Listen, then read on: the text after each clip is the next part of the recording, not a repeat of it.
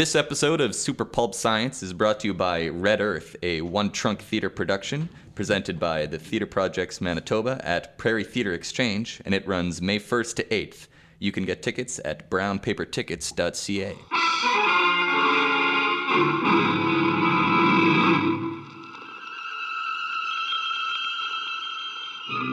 Attention, citizens. It's time for Super Pulp Science. This is Super Pulp Science, where we talk about how genre gets made. We have a house full of guests today, and Justin has asked very nicely to be the hard-hitting reporter today because he doesn't understand what the hell I've been up to recently. So I brought a cadre of people who have been involved in our Red Earth project, and Justin is going to take it away. Yeah, so kind of the idea here was I've been kind of watching this Red Earth project develop from the sidelines, and I've only half been paying attention. So I thought in the context of the podcast, it'd be good to have somebody who's been outside of the loop asking the questions and kind of getting introduced to it along with everybody else who's listening to this podcast. So yeah. So why don't we let everybody introduce themselves and tell sort of what role you play in this grand adventure that we're on. I'm Rick Chafe. I'm a co-writer of a script story idea that we have inherited from other creators some of whom are in this room. And I'm going to let Andraea eventually explain who those are and where those came from.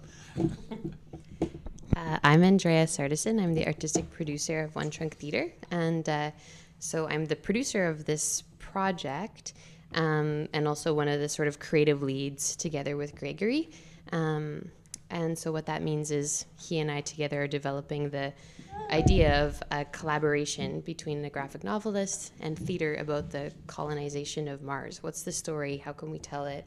How do we integrate the graphic novel into the live show? And how do we let the live show influence the graphic novel? That's what I'm up to. I'm finding the money, also. Very important. Getting the money. And I'm Kristian Jordan, the other co-writer, along with Rick. And I've been involved with the project for a couple of iterations now. So at one point I was helping out with the sort of collaboration and generation of scenes and ideas towards the beginning. And then I became a writer and was forced to write myself out of the show. And you're also an actor, too? And I'm an actor, yeah, and Rick, primarily. You've done some in acting theater. as well, have you not? Almost none at all. Almost none at all. I came at writing from writing. From writing. Huh. Okay, so prior to Gregory being involved with this project, what did Red Earth look like? Where did it start, and how did it get to the point where you needed to bring this guy in? Okay. Baby handoff. Baby handoff. So Red Earth began because I was really interested in the mission to Mars, the Mars One mission, and just what was happening between Earth and Mars and human beings and how they were going to live out their lives as a species. And so it started almost 4 or 5 years ago. We just got together with a group of theater artists, including Kristian, and a UFO specialist and a few other people in the community. We were like, how do we unpack science fiction and this story? And we started playing around with ideas, and Gregory attended one of those workshops, and we got to talking about how, what his format is, how he tells a story, and we were trying to translate that into the stage and back and forth, and we thought that was like a really rich collaboration and field to explore. So after that workshop, he became a central collaborator, and we thought that just helped us focus the form of the show, although the content of the show, this mission to Mars, continued to evolve. Does that make sense? Yeah. Right. So the workshop itself, you were just kind of exploring the ideas and seeing where it would go, but you didn't have a direction quite in mind, and that workshop kind of helped hone down the project? And sort of. Like, so One Trunk, the company that I run, we do a process called devise theater. And so a lot of our early workshops aren't about getting specific yet about this is what we're going to do. Right. It's about going, what are all the many, many different things we can do? What are all the many different things that are possible? Brainstorming, yeah. Yeah, exactly. Yeah. But on our feet and using different media. Devise theater. Devise theater. For the dear listener, let us know what that is. Yes. So in our early workshops, we were looking at how we might use projection. We were looking at how we might use puppets. We were doing a lot of different kinds of writing. And in our second workshop, when we started working with our whole design team, we still didn't have a story like for certain, and we didn't really have a script for certain. We just had a whole bunch of ideas that we were trying out to try to figure out which was the direction we wanted to go. There was something I really liked about back in that workshop too, in those early stages when you begin working with devised theater too, that it is about brainstorming and kind of anything goes, but also you're sort of limited by what you have in the room and the sort of creative parameters of like, it's almost limiting knowing that there's so much you could do that you kind of take what you have and you create something, and it always ends up being pretty specific. So I remember we had like an old style overhead projector, and we were using it like a droid and coming up with just the tiniest little scenes kind of thing, just somehow were intersecting with the themes that we were exploring, and you come up with these really nice moments that I think can resonate whether you end up using them or not, but they start to push you into the right direction, into certain aesthetics or ideas that developed into something else later on. I think actually that we've talked about stuff like that before, where if you have nothing but free time and you can do whatever you want, like there are no limits, just go, you blank and it's hard to actually come up with something. But if you have just a couple parameters, it really helps get things going. Having too much freedom can be a bad thing as well. Yeah, that's true. And I think the art of devised theater is really the art of task giving, is kind of what I've learned. And so rather than going, as you're saying, oh, we have a whole week, let's just see what happens. It's a lot of like, okay, we have 15 minutes to write a scene using an overhead projector. It has to move 4 times, go. Yeah. Or we have half an hour and you need to create a scene using your body only, a physical scene, and then this playwright is going to watch you and they're going to write the script for it, go. And something that's great about the time is that it encourages creativity, but it also means you don't waste time, because if you spend half an hour doing something horrible, then you just throw it out, and or you let it kind of simmer in the back, and then you can focus more time on the things that do work. For sure. These 2 workshops you're talking about so far, I came in to the project at the point where they were presenting the work they had created at the end of the first or the second workshop. Right. So I think these workshops were probably like a year apart. Yeah. Yeah. So when we talk about a workshop, we're talking like 5 days a week, 2 weeks. The first one was a week. 5 days. Yeah. 5 days. The second one was 2 weeks, though, right? Yeah. Yes. So, all in whole. Yeah. Yeah. So 6 artists or so working in a room for 2 weeks.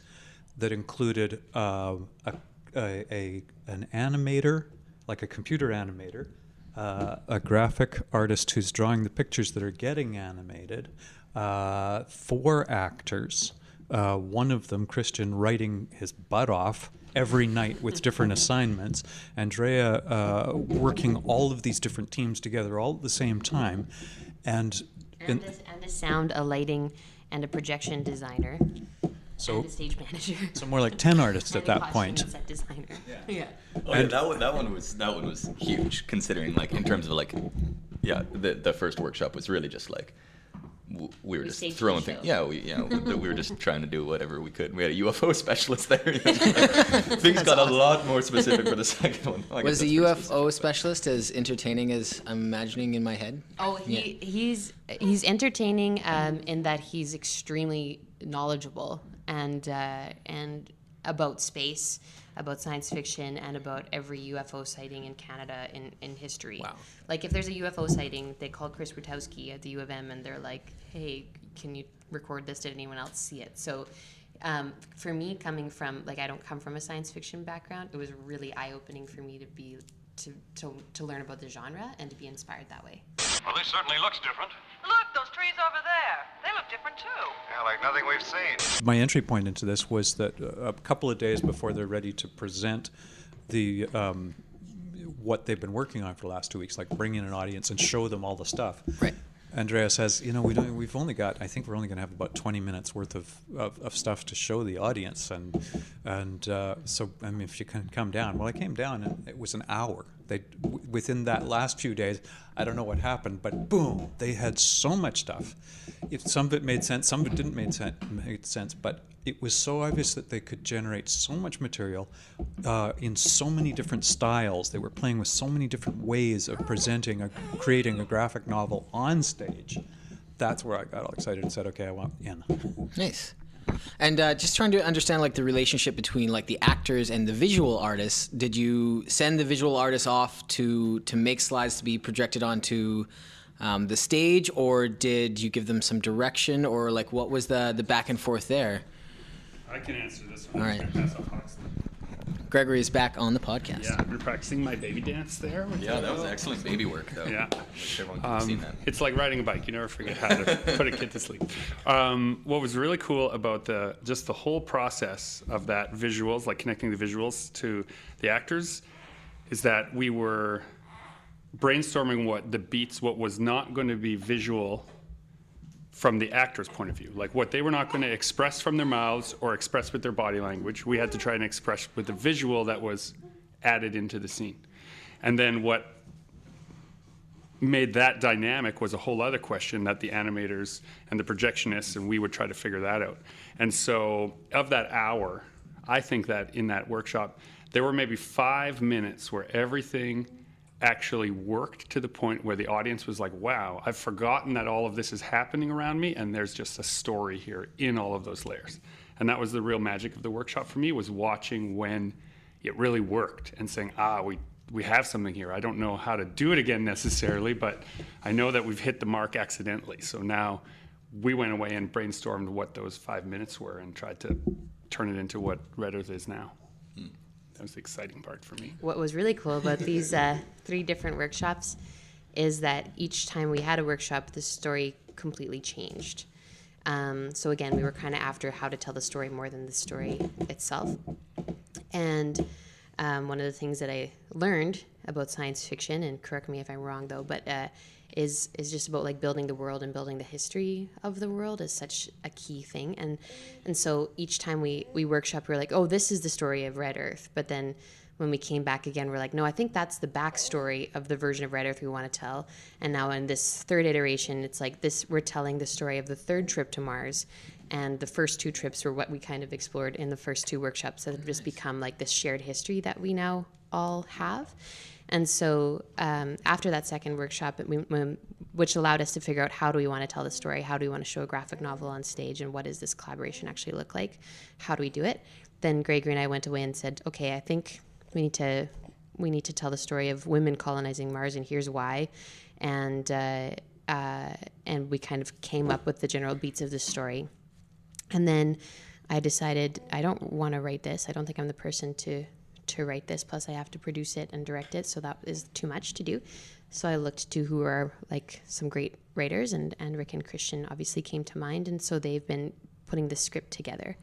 And what's, I think so I'm going on and on, but the other thing I think is really neat about this whole collaboration is we have so many people working together in each of the different departments. Like we have 3 people working on the projection, an animator, an illustrator, and a projection artist. We have a set designer and a set mentor. We have a production designer and a production mentor. We have 2 writers, Rick and Kristian, writing together, who are in different stages of their career and come from different kinds of writing backgrounds. And then Gregory and I yell story points at them from outside of their writing room and just ruin all their hard work every 2 weeks. Yeah, so it's like a really rich creative environment. That's what I think is really inspiring to me right now. But I think we missed a bit of a part here. Like so you guys did the first 2 workshops, and now a lot more people have become involved, and we're ramping up to something a bit bigger. So what's the story there? Like with the stages, it was Andraea basically said, I think we have enough of something to approach a theater company to partner with us to. Which is the point of the workshops, to see if there's enough to, okay. Yeah. Well, and, from my perspective, we didn't know if we could pull any of it off. Right. And so we applied for a grant to say, we want to, rather than just make a bunch of our friends work for free to see if we can pull something off, we applied for a grant to say, can we pay everyone for those 2 weeks to do an experiment. The same way that any kind of experimentation happens on the scientific level. You get all the people who think they can into a room, and you let them try. Right? And sometimes the experiment yields results and sometimes it doesn't, but the search is sort of the point. So we had all agreed at that first sort of 2-week collaboration that if there's nothing here, that's okay, as long as we all do our best to look for it, right? It wasn't a foregone conclusion, but then there was enough there, I think. It should probably help too if there was the pressure to have something tangible at the end of it. You probably wouldn't have been able to have as much fun.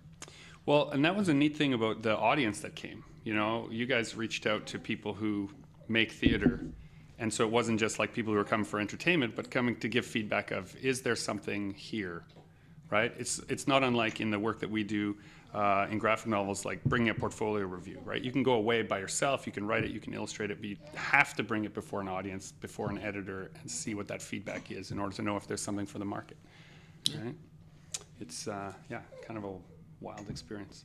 And really neat for long-time listeners to the podcast, dear listener, we've talked a little bit about breaking story before from a writer's room perspective and how it works in film and television. Essentially what Andraea and I are doing is breaking the story down into the essential beats, giving it to the script writers, and then the script writers are saying, no, this does work or this doesn't work, and we try not to say no to their throwaways, right?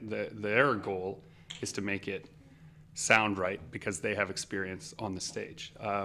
I'm used to putting words in characters' mouths, but they're static images, right? So it has to read real differently. And that was something that in that first writing workshop, where I was writing dialogue and actors were saying them inside of a 10-minute window, and they were giving it their all, and you just saw right away when your lines were awful, right? And it wasn't their fault, right? They're bringing as much life to some dead lines as possible. Do you find that? What's that experience like for you, Rick? It's interesting because you're talking about what is good dialogue in a static picture that is summarizing the exact dramatic moment. Oh my God! There's creatures everywhere. Okay, so that's me doing bad. No, that's basically novel. Sums up most of my work. I should write that down. Whereas what we do as playwrights is write the entire 10-minute scene that leads up to them saying, "Oh my God! There's creatures everywhere!" And it's so many different moments that lead up to that, whereas you're freezing the peak of it. I think in comics the emotional build-up is imagined, right? Whereas in theater it's delivered. Yeah, right? Absolutely. And if you then go into musical theater, because I'm working on a musical at the same time, you try to build it to the point of... A few bars. No. You try to build it to the point of that emotional peak, and what they say in the tradition in musical theater is you get to the point where the only way of expressing the otherwise inexpressible is by bursting into song. So if it's like the epiphany is the song. Yeah. So if you see a badly set up musical, and there's tons of them, the scene is there just in order to, as an excuse for them to sing this great song. If you see it well done, then you're completely emotionally involved with the story at the moment it breaks out, and the song is the answer to everything that's been happening so far. By some playmate, King Kong's big brother. In comics, the epiphany is often the page turn. You're trying to build up to the point where the person says, "Oh my gosh, I must know what the next action is," and they become complicit. They become the mechanical force that makes the story continue. Cool. Right. So it's that page turn, and going from like 9 to 16 panels on a page to one event unfolding spread across 2 pages. That full page spread is kind of the moment of breaking into song. Yeah, because in comics it's space for time, right? That's how time is presented linearly, but space is how much time you're supposed to take as the reader. Whereas in theater, the body language or the tone or the music or the lighting cue or the change in sets or any of those things tell you about time changing. And what I think is the most magical in theater is like a lighting change can put everybody in a different place. Yeah, I take it's either a panel break or a page turn. What you can do with that lighting change, or even, you can do it without the lighting change. You can do it with a bare stage with no lights, and the actors are entirely doing it with a twist of their body. Yeah, they have let you know we're in a completely different place, a different time. I may be a different character at this moment. It's it's instant in a way that film, for instance, can't be. Yeah, they can edit. And theater can come alive with but they can't twist your mind that fast. Well, right, yeah, and theater can come alive with just two people talking in a space. Comics die on two people talking in a space, right? There's only so many ways you can show that dynamically before it starts to wear on the reader. And that's actually the problem we're dealing with right at this moment. Kristian and I have been working on a two-hander scene, 2 actors, and it's the two people who have been so far just butting heads against each other, but they've now got a reason to get together in one of their cabins and say, okay, what's really going on here, and becoming friends. Well, we've written it as probably a 10-minute scene, but in theater that can work. But in the context of we're now talking about a graphic novel on stage, in a set that actually has story panels in it, if they're in a story panel, a single story panel for 10 minutes, we have just killed the scene completely. Like there's some bleed over aesthetic that we're going to be working on. So for me, the experimental part of this whole process is that, in comics, you work from a script. Someone gives you a script, you know what the people are supposed to say, you're given direction, you illustrate the script, you bring the script to the foreground. But you guys are writing a script that my job is to add to and embellish rather than present. And that is, to me, the sort of where the magic of this is that when I read the words that you guys put down in this new draft, something will trigger in me where I will say, Andrea's seen it, where I basically can't sit in my chair. I just kind of crouch on it. You burst into song. Yeah, it's like bursting into song, right? Where it's like, oh, we can show it this way, or this symbol is here, or they've used this word 3 times, whether they know it or not. I can turn that into this symbol, which we connect to here and here and here. Yeah. So, that's the collaboration part. Yeah. And I think that there's just something so unique about this particular collaboration too, because particularly in traditional playwriting, you aren't writing in a way where it's not that the final production is clear to us, but the form and the language to a degree is pretty clear, and we've worked with it before. So there's a lot of moments where Rick and I are just sort of blankly staring at each other like, oh, Jesus, how are we going to do this scene? We're like, they'll draw it. It'll be fine. It's fine. And I'm, joking a little bit, but to a degree, it's enabled us to do and create scenes that I don't think we would normally ever consider writing otherwise. Not for stage, for stage. For screenplay, perhaps. Yeah. Right. Where you can visually do all this stuff that you don't need the actors for, or that you can't do with actors alone. Well, we could have a huge transition, or we could visit different parts of the spaceship, or bring creatures everywhere. By tossing it over to Gregory. Might we fail utterly, though? This is absolutely right. Yeah. And that's kind of it. Who knows? That's to me also. It's like the great through line of science fiction is exploration, and here we are trying to explore a medium, and there might be creatures everywhere. Yeah. The idea of projecting on top of a stage while a play is going on is it just seems like an obvious great idea. How widespread is this kind of process? Obvious to you as a visual guy. As soon as I heard it, I'm like, duh, that's great. Well, projection has sort of come into the theater in the last, I would say, 15 years or so, and starting to become more and more common. And people are finally learning how to use it. I think as an audience, too, they're learning how to watch projection on stage, because I think for the first, even up to 5 years ago, when you saw projection on stage, you're like, oh, I'm seeing projection on stage, before you could actually see it as part of, just see it as part of the show. You're right. Take a minute to be like, oh, they're using a projector. So now we're getting more used to that. What's interesting about this particular piece and really unique is that we're creating 100% of the content, which hasn't been done that I know of. I'm sure somewhere it has.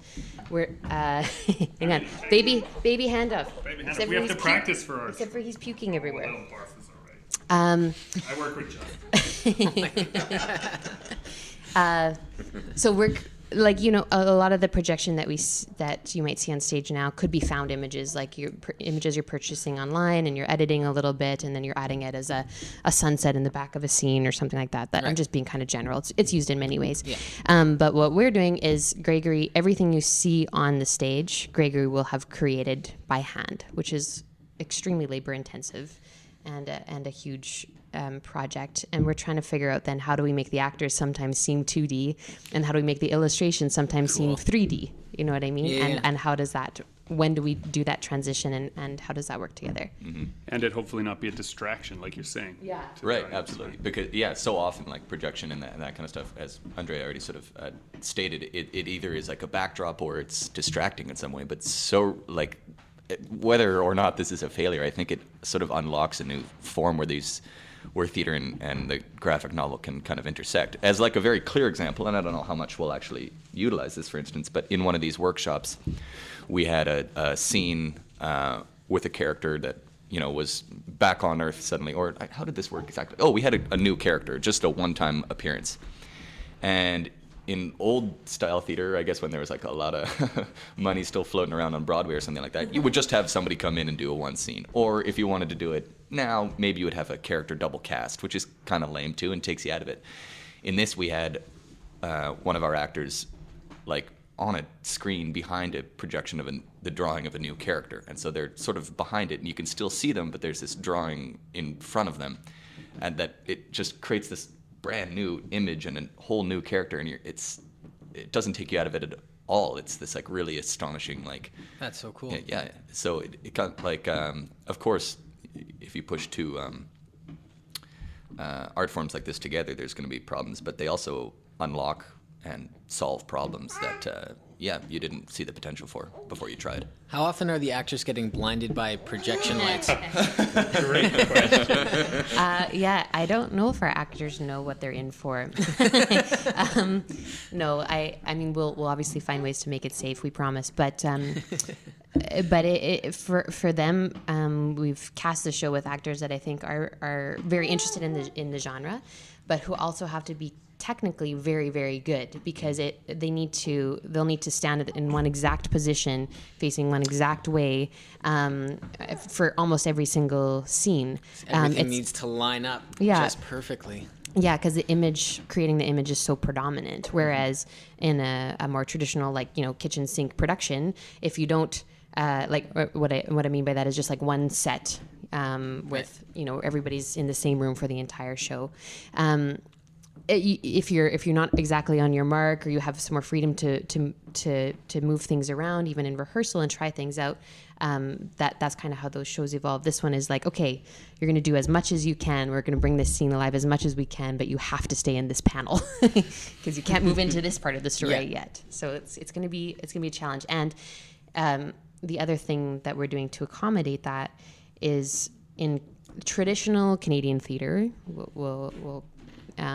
it's like a 3-week rehearsal process. That's how most theater in this country is rehearsed for production, full-time rehearsal. And in that last kind of week, or maybe it's 3.5 weeks, then you start adding in the technical elements. So it's just the actors in a room with the director, the stage manager, and then they move into the actual theater, not the rehearsal hall. The lights start to be added, the sound starts to be added, etc. That will not work with us because we need to have projection in every single scene. So we are going to have 3.5 weeks of full technical rehearsal, where all of the designers. Doesn't seem like much time. It's not. It probably isn't enough time. That's the grand experiment. We made a book in 10 days. Yeah. So all the designers will be in the room. The lighting will be there. The projection will be there. The sound will be there before we even move on to this stage, because it'll be so necessary for our storytelling. Now we're getting somewhere. Those buildings didn't just grow, they were made. There's this synthesis that happens that I think is so amazing, that when it works, you go, okay, we're doing that like that from now on, right? That's the sort of the magic of theater, is that you're not sure that it'll come together, and then when it all lines up, it's like, oh, there it is. That's the thing. Let's do that, right? What do you have to say? He's uncertain, but we'll sell him on it. He's going to come around.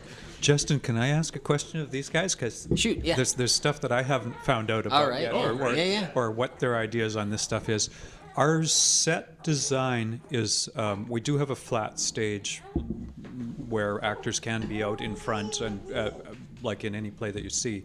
But we also have a vertical screen with different levels behind the screen, so it really is set up like the panels of a 2-page, of a full, what do you call it? A full 2-page spread, yeah. A 2-page spread. So there's all these little preset rooms back there that each can be panels. Now, what I'm like really looking forward to, or maybe we can't do this at all, I don't know, is the idea of how does a graphic novel is read by the eye, following the panels, and a reader has the option of jumping ahead on the page, but jumping back on the page, looking at this panel, that panel, the other panel, but assembling the linear order of panels in their own reading time. Are we going to make use of that at any times where we have all the panels available at once, or are we only showing one panel at a time and everything else is blacked out? Or well, in our last meeting about this exact thing, we tried a few different thoughts. But since then, I've been thinking about how science fiction in and of itself is usually put in a setting whereby the actors are performing actions, and then the technology or the environment is telling you another story about those characters as they move through it. And so I started thinking about what we have to do in order to present not something that's a distraction. You know, like you walk onto the bridge of the Enterprise.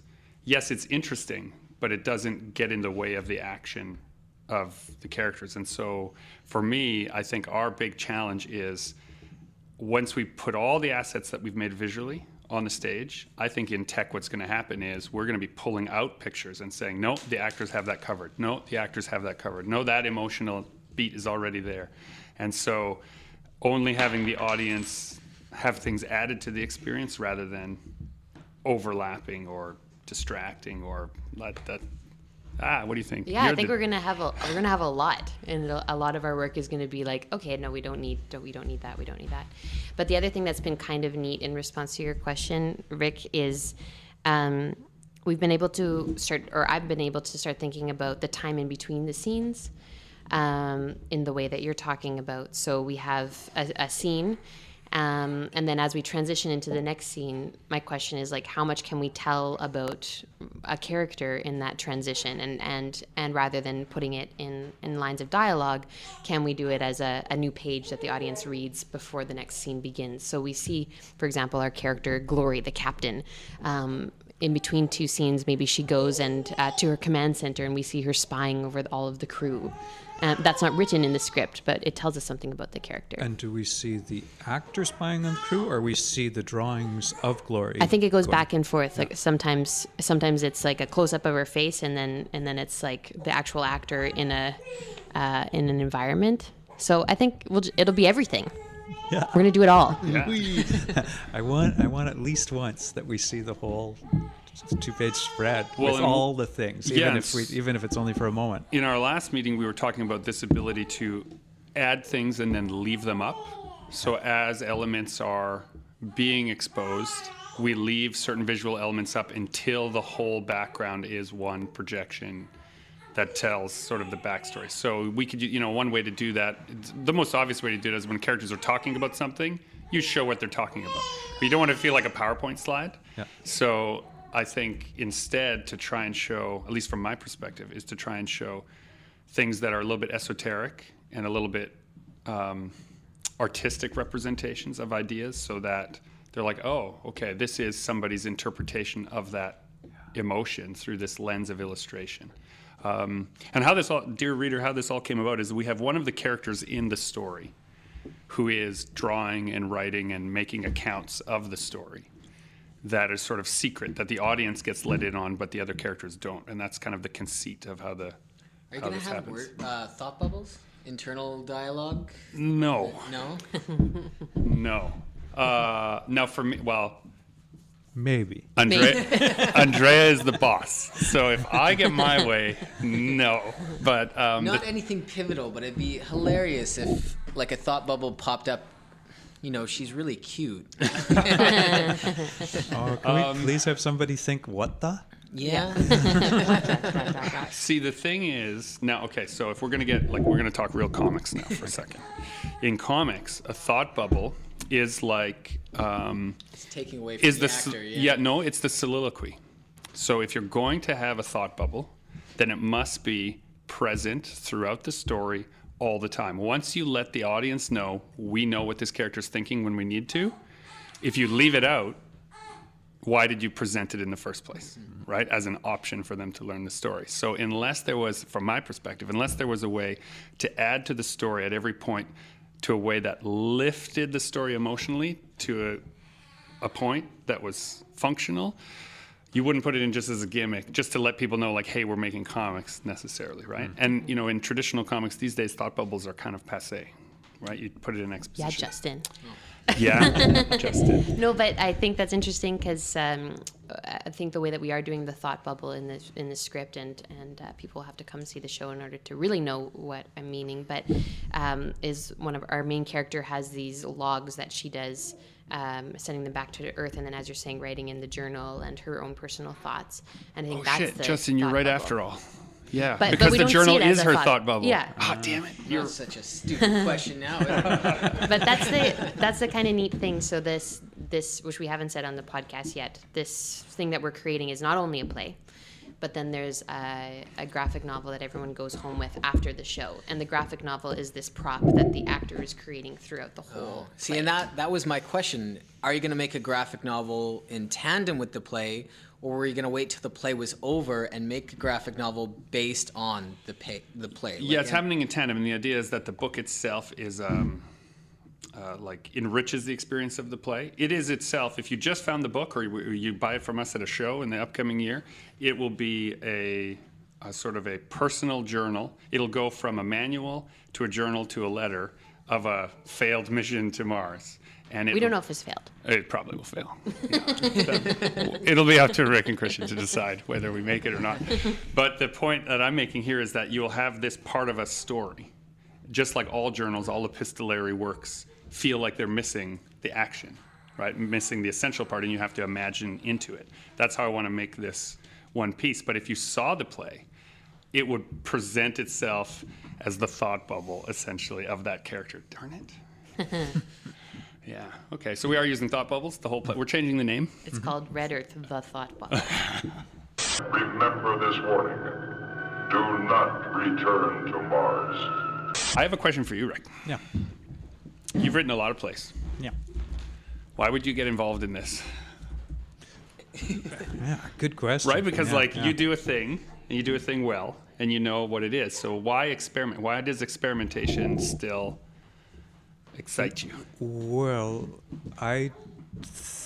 in my mind picture of what I do, every play is an experiment on how to tell a story, because by the time you've finished writing the play and actually have it produced, and sometimes even then you get another production, and I will be involved in the second or even the third production, and still taking it apart, still rewriting it. By the time you get to the end of that process, you're an expert in how to write that play. Oh, interesting. But then you start the next one, and suddenly you're an idiot, and you have no idea. You like phone up your playwriting friends and say, "How do you start a story again?" Because you're back to the beginning of something. By the end, you know everything, and you get to pick and choose all of the little bits and edit out that piece. And I think I need a little more here. But you're embellishing, you're enriching, you're taking what's really the ground has been all tilled, and you're tweaking. But when you start, it can go in any direction, and that's that blank canvas scary part that you were talking about earlier, Justin. So this is such a cool way to play with completely different set of rules. I don't expect to write a series of 15 of these, but who knows, maybe we will, and we will learn how to use this form in a really different way. But it all ends up adding on to the enriching in some way the next bunch of projects as well. But as I said, when I came and saw that second workshop presentation, just seeing how many different ways of telling a story you guys had come up with under Andrea's tasking, so that they didn't all make sense together, but each individually, I could see what you were doing in different ways that you were presenting how to work with graphics and actors live on stage at the same time. And I just thought, well, this is just so much fun. Well, one of the things that I find fascinating about working with people who work in theater is there's this enormous capacity in your creative side of things to trust that the other people will do their job well. Oh, yeah. Like people just say that the lighting person's going to do that. We're just going to trust that. That person's going to have this done, and we're going to trust that. That other actor, they know their part. We have to trust that, right? And you bring only what you are good at. Essentially, you bring your skill, and you just sort of give in to the trust of that whole experience. I think that was really neat. And so when Andraea would come in and say, guys, this is what I want to see, and this is how it will look to the audience, and we'd be like, well, how the hell are we going to pull that off? And then, but rather than anyone ask that question, people would say, well, with lighting, I could do this. And someone would say, with sound, I could do this. And I would say, well, with an illustration, I could do this. And then we'd just see where all those things overlapped. And then the actor would be like, hey, yeah, P.S., I can bring it to life, right? Yeah. And it was like, that to me is the real. And that's like especially real in Andrea's world of devised theater. I don't normally, I have done devised projects over the years, but playwrights are usually the last person, in my experience anyway, to be involved in a devised project because we are so linear minded. Tell the linear story. We want to get to, give me the whole thing so I can write it down. And that's not the way devised work. Devised is about breaking it and breaking it and breaking it and breaking it and trying something new and throwing it out or recreating it or throw another task on top of it. So it's iterations and iterations and iterations as you grope towards what may be a final story by the day that you open or may not even be yet. It may be more like a theatrical explosion of ideas and concepts and images that the audience is still going, well, what's the story? Like, that was so cool, but what's the story? Like, I've been to many plays like that. And it's, that's not a playwrighty thing to do. The word part of my brain is saying, like, the real difference here is between improvised and devised, right? Like, it's not that they're making it up on the day. They've devised a way in which to present to you something that feels improvised, maybe in some moments, but has a structure and a plan. Yeah, I'm not even talking about an improvised feeling. I'm talking about there's a whole bunch of pieces that have been put together like a collage that may not have yet, or may never have, or may not even be intended to have a traditional linear story through line of any kind. It may be more like a holistic assemblage of stuff that put all together. You got a big gestalt going on and the audience gets it or doesn't get it if they're not able to get their mind around that. But when you see a dance piece, are you watching a story or are you experiencing a thing? Well, and it's what Justin and I do in 2D work. What you're trying to do between words and pictures and color is create a juxtaposition, right? You're presenting things that may not appear normally separately, but when you put those words, those pictures, those colors together, only together in that relationship do they have meaning. If you separate them, they have no meaning. And this is, But do you find there's always an order that you approach your work? Like, is it always that you start with the script and then you build and you draw that, or do you ever reverse it? Well, we've done it different ways. Like, sometimes it's just an image, like the project we're working on right now that Justin and I are doing together, Dragon Nanny, right? You tell them how that came apart. So usually my answer to this question is it always starts with an anchor image or a scene, a specific scene taking place with two characters, and I have no idea how they got there, what happens after, but that scene sticks in my mind and won't go away, and that's how I know to kind of create a story around it. We have up on the studio wall the drawing he originally did of Cassie and Tonk, this little girl with an umbrella and a little scraggly robot, and it became that entire project, just a thing that wouldn't go away. And so in both the two graphic novels that we worked on together, Cassie and Tonk and Rust and Water, we always draw in the books for people who buy them. And certain scenes and certain characters start reappearing as we do dozens and dozens and dozens of these sketches. And when we did Cassie and Tonk, I kept drawing a robot who had sank to the bottom of the ocean with a bunch of mermaids or an octopus or a shark. And I just liked that idea, and that became Rust and Water. And then Greg has always been drawing this robot with really gangly arms. Yeah, tentacly arms. And he, because he starts the drawing and I finish it, he always has this robot with his arms out, and I always draw a little dragon that he's holding up. It's sort of like we do it's like an offer. Like I do the drawing, I set up the drawing, and then he finishes it off, right? So I would often draw a robot or some, big hulking mechanical thing with his arms up, either as if it's receiving a gift or presenting a gift. And so sometimes he would put something in the hands of it, giving it to somebody else. And then after a while, he started drawing these dragons, just like nesting in the hands of this robot. And then we just started calling her the Dragon Nanny. And then that kind of became the plot of like, well, what would a story about that be? Yeah, that's devised theater right there. And that's, now a 72-page book that I'm 12 pages into finishing. So there we go. Yeah. Suppose this alien infection spreads to all of us. Every moment counts. I was talking to a few friends the other night, one of whom had just been to see a Buster Keaton documentary, the great silent film clown. And during the documentary, he said, or somebody said, I don't know if he was interviewed or whatever, but I just need the beginning of the story and the end of the story. I have to know how it begins and how it ends, and the rest is filming. We make it up as we go.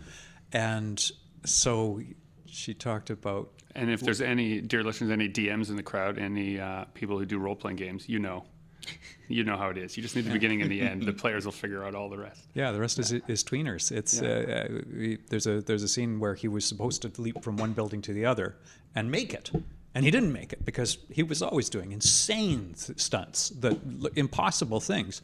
He fell.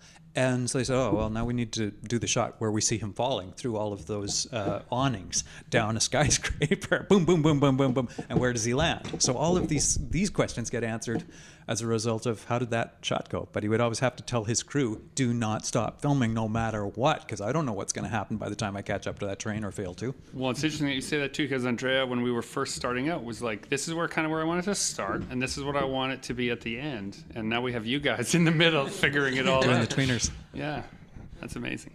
How are we doing for time there, Dan? We are at almost 50 minutes. Okay, perfect.